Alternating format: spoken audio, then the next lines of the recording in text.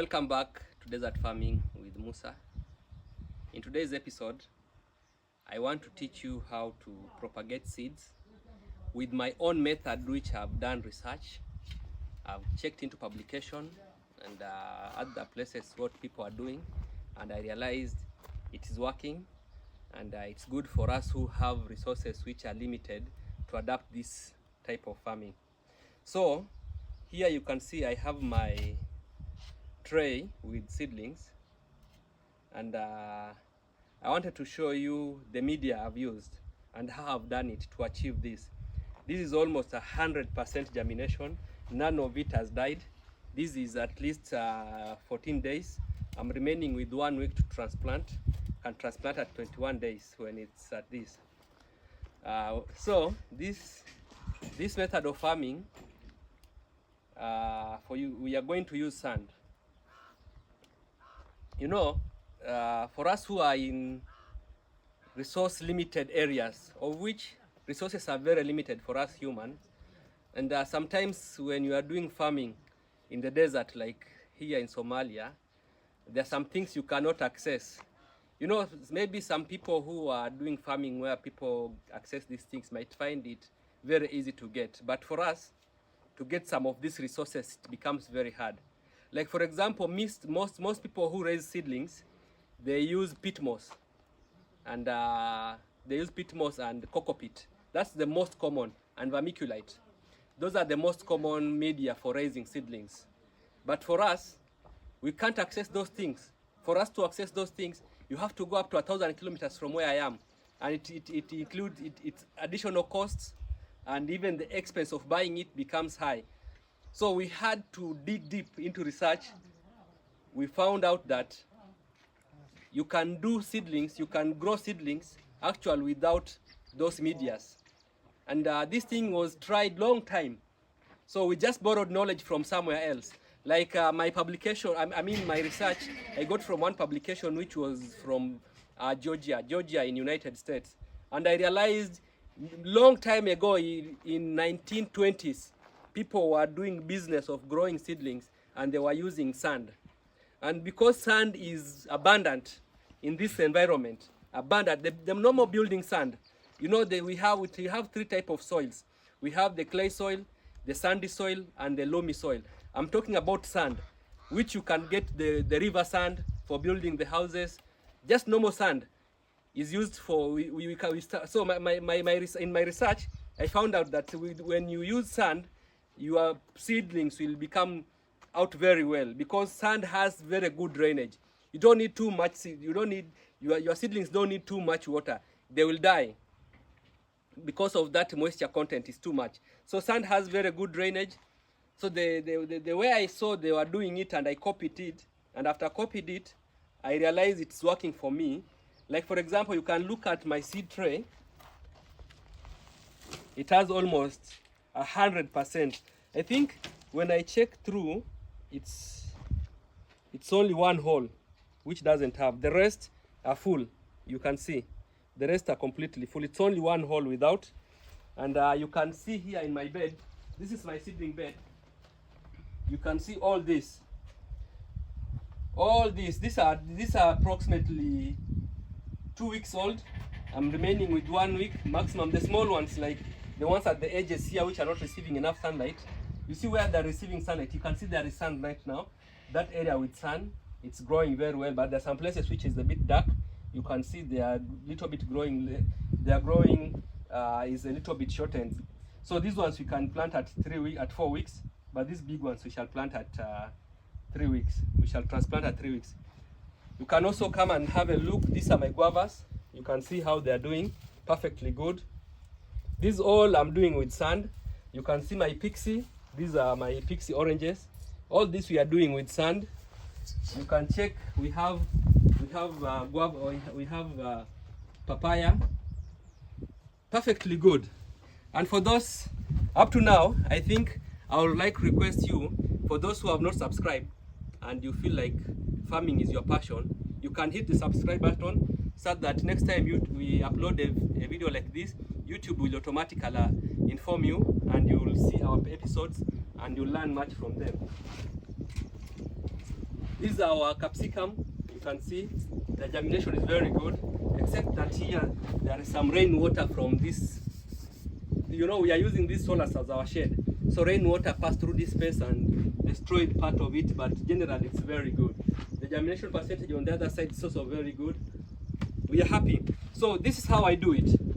For me to come up with that, one, you need your sand. This is sand. This is sand. It's plenty everywhere in the world. You can get sand, building sand, any type of sand. This is sand. And this is my well decomposed manure. This is my manure, is decomposed, it's got manure. So I always mix at a ratio of 1 to 1. The ratio of 1 to 1 is not about the mass, it's about the volume. So the volume of this container, the volume of this container 1 to 1. You can see how they are. So I first of all put my sand and my manure,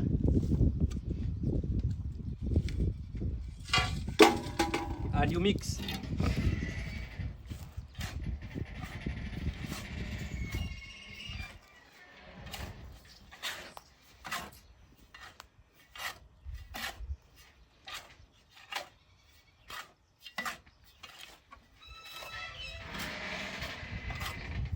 You know, I want to get a very good ratio, so I mix very well. You don't.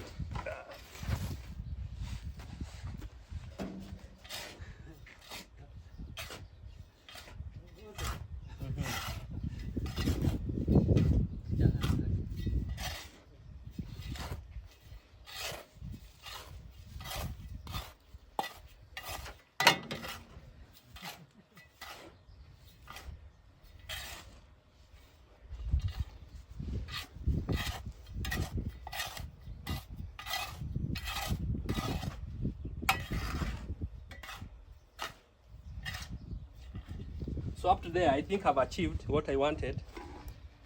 So you can see my mixture of the sand and the manure. It has changed the manure, the sand's color, to a little bit dark. So this is what I wanted to achieve. Then the next thing you have to do, you add water on it to make it moist before putting on your trays. So we have our water here. We make it moist. So this is something which you've seen. We have done it practically and it's working for us. For those people who cannot afford to buy vermiculite and peat moss and cocoa peat, you can do this and it will work for you. For us, it's working for us, and we are happy to share with you what is working for us, so that also all of us should get prosperous. So you can see, as when we mix with, when we make it wet, you can see it has completely changed the color.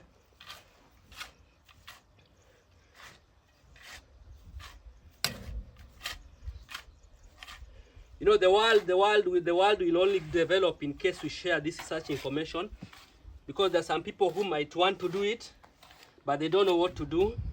So if you are lucky that you access such information, you share with your friends. So for my subscribers, I would like to thank you very much for supporting this channel, because without you, this channel will not be where it is.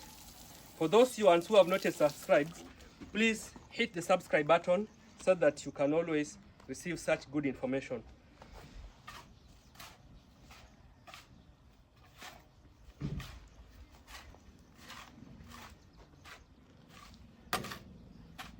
So for there are those people who choose to sieve the soil. You sieve before you mix with the water to make it a bit fine.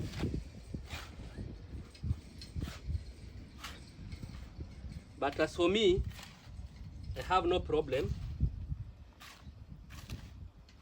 of using it the way it is. So that is our mixture. It's ready. You can have a look at it. It's ready for use. So you remember what we did to come up with that? One, we used sand, not loam. I'm not talking about loam. I'm not talking about clay. I'm talking about sand. I've not tried loam. I've not tried clay. I can't tell you about it, but I know clay has a very poor drainage, so it will destroy it. These seedlings, they don't like waterlogged soils. That's why I believe sand is the best, because it has very good drainage. So you come up with your tray. I have my tray here and the holder. You see, this is my holder here, this is my tray. This is how I do my things. So I want to fill up. I want to fill up with this. This one has a damage. So this tray is for 105, I think. 1, 2, 3, 4, 5, 6, 7, 8, 9, 10. 1, 2, 3, 4, 5, 6, 7. Those are 70. 1, 2, 3, 4, 5. 1, 2, 3, 4, 5, 6, 7. So 70 plus 35, 105. This holds 135 seedlings. So this type of tray is good for tomatoes, capsicum, because it's big enough. You can see it's big enough. But this is the best. You can see this one is for 70. Same dimension, but it holds 70. So this is the best because it has a very big pot compared to this. But still, this one will work for you. You can grow sukuma wiki, which we call kales. You can grow cabbages, lettuce. Yeah, even watermelon, I think you can start on this. Yet though I've never tried. I've never tried starting watermelon on this. I always plant directly. So how we do it, put it on your holder and fill it.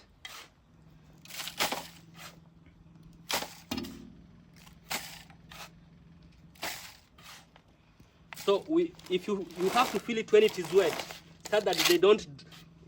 If you fill it when you fill it when the sand is not wet, it will pass through these holes, and when you are carrying it, the sand will go through this, and you realize by the time it reaches where your bed is, you have already half filled soil. So we don't want that to happen.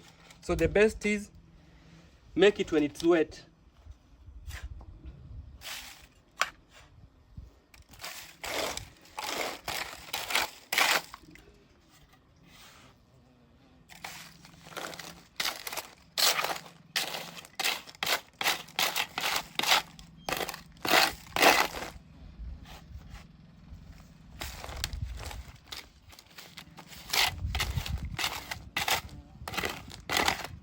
Up to this moment, in case you have any question, you can write it on the comment section. I'll be very glad to share with you what I think. I will answer your question according to the way you ask it. So if you have any question, you can send it to me.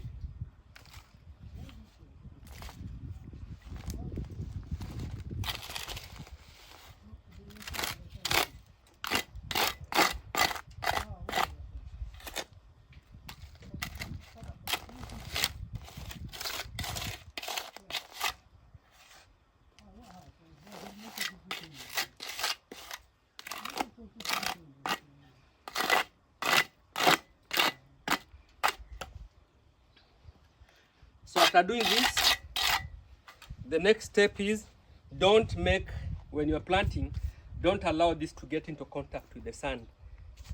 Because in the sand, we have fungus, which mostly cause what we call dumping off in your seeds. So if you allow it to get into contact with the sand on the ground, you'll end up killing a lot of your seedlings out of dumping off. So what you always do, personally, what I always do, if you have many trays like this, you see here where I removed that one, there is this polythene bag. This polythene bag is waterproof. If you put it on a waterproof polythene, it means the fungal will not grow from the soil coming upwards, because it will have this proofing here. If you think you cannot afford to get a plastic polythene like this, you can raise it on top of something. Like for example, you can raise it on top of such. You see we have this. You can raise where it has very good drainage going down. You can raise like that. Or you can put on anything, like even, for example, on top of this wood. You can raise it on top of this wood. Yeah, even like that, it's okay. You can raise it on top of concrete, as long as it doesn't get into contact with the soil, because of the fungal which will come from the soil and then destroy your crop. That fungus which always cause the dumping off It's in plenty in the world, so you try to avoid it. And now, after mixing like this, it's ready for planting now. So what you do, what I've always been doing, my practice is I take a fungicide which is capable of killing the dumping of fungus, and you make a gentle spray after you place on your waterproof carpet, or when you raise it, you spray with the fungus. Then you can make your holes and you plant. So you can have a look at how we do it. For those who might want to follow up about this, you can for those who wants to follow out about how this will do, you can do it yourself, or else you can observe what we will be doing in the next episodes. But this is ideally how we do it with sand. Thank you very much for the subscribers, and those who have not subscribed, kindly do so. For those who have subscribed, thank you very much for supporting us, because without you, this channel will not be where it is at the moment. So let's meet in the next episode. Thank you.